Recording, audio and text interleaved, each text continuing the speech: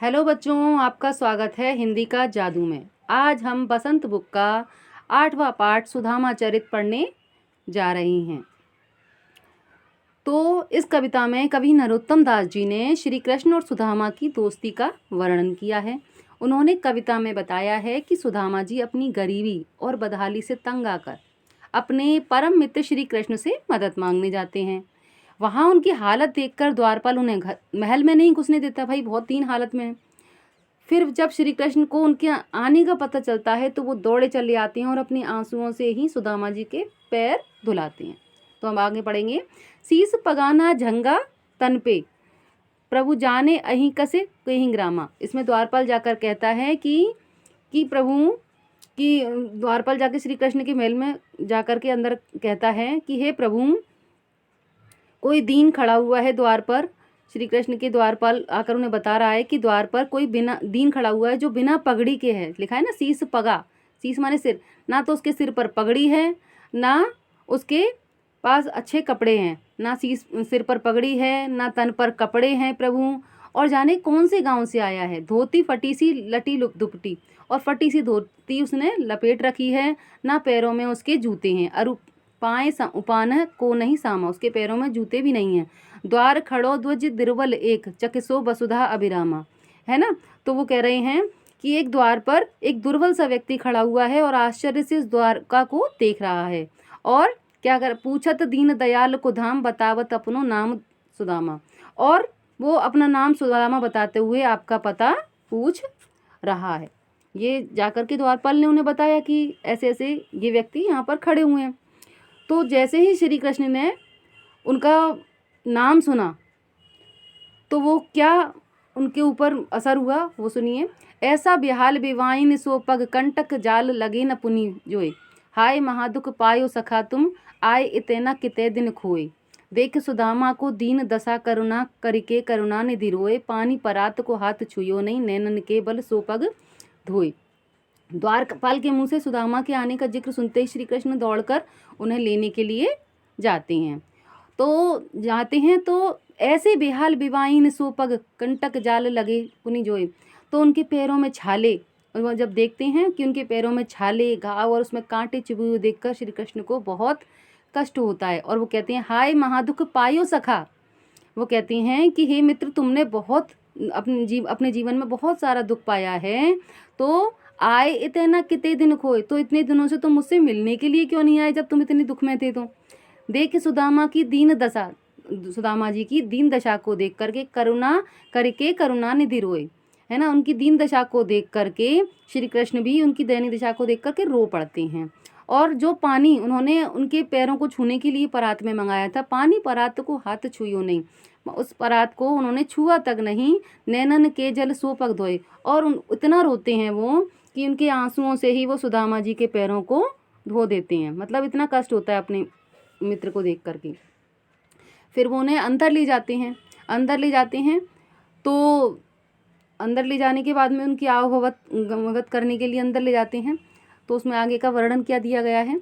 कछु भाभी हमको दियो सो तुम कहीं काहे ना देत, चापी पोटरी कांख में रहे कहो कहीं हेत। यानी कि वो सुदामा जी से मजाक करते हुए श्री कृष्ण जी कहते हैं कि मित्र, जरूर भाभी ने हमारे लिए कुछ ना कुछ भेजा तो होगा। ऐसा तो हो ही नहीं सकता कि वो खाली हाथ तुम्हें आने दें।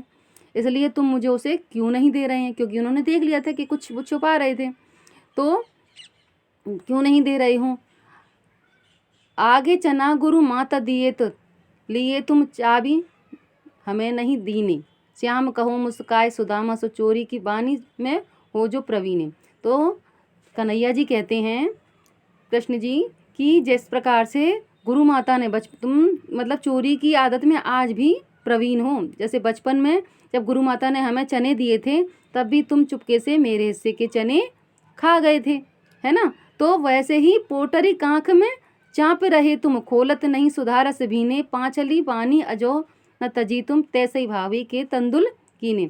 तो वह कह रहे हैं वैसे ही आज भी तुम मुझे भाभी के दिए हुए उपहार नहीं दे रहे हो। मुझे उसमें से भीनी भीनी खुशबू आ रही है।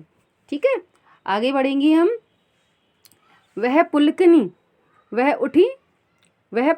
वह उठी मिलनी, वह आदर की बात, यह पठावनी गोपाल की कछु न जानी जात, घर घर कर ओढ़त फिरे तनक दही के काज, कहा भयो जो अब भयो हरि को राज समाज, हों कब इत आवत हो तो वहीं पठियो ठेली, कहियों धनिसो जाय के अब धन धरो सकेली। तो इस पद में क्या बताया गया है?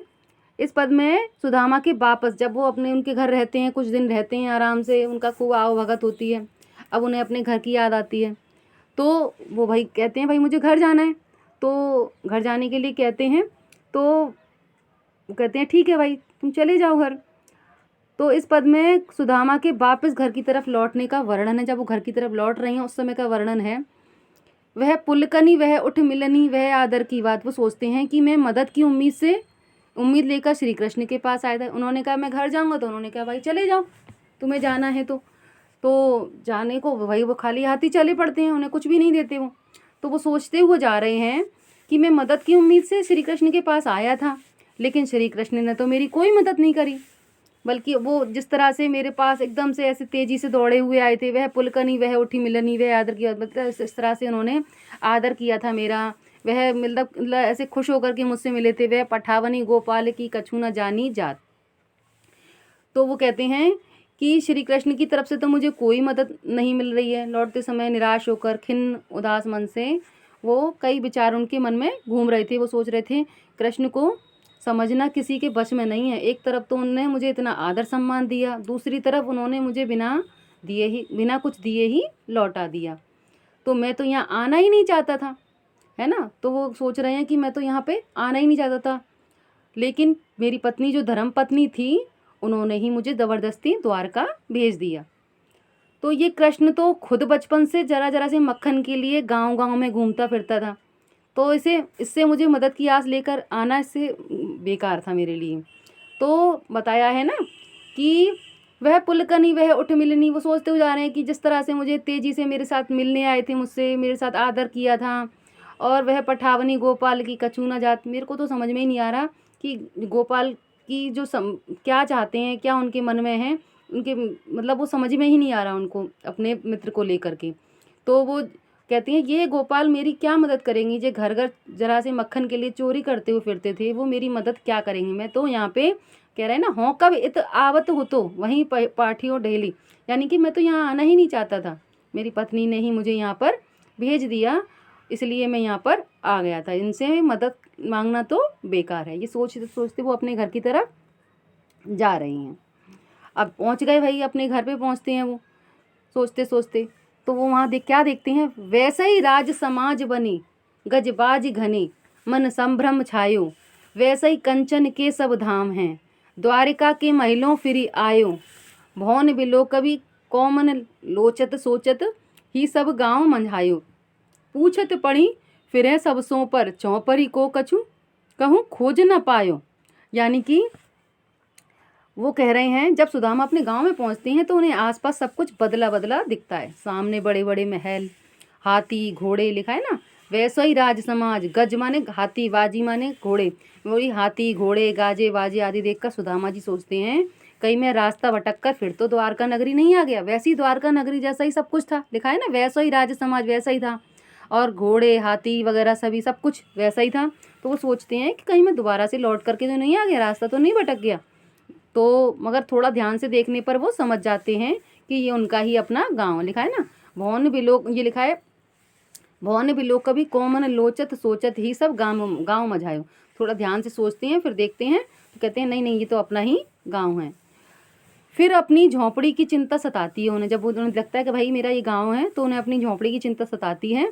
तो वो लोगों से पूछते हैं, मगर अपनी झोंपड़ी को वो ढूंढ नहीं पाते, लिखा है ना, पूछत पड़ी परे फिरे सबसो पर झोंपड़ी को कहूँ खोज न पायो।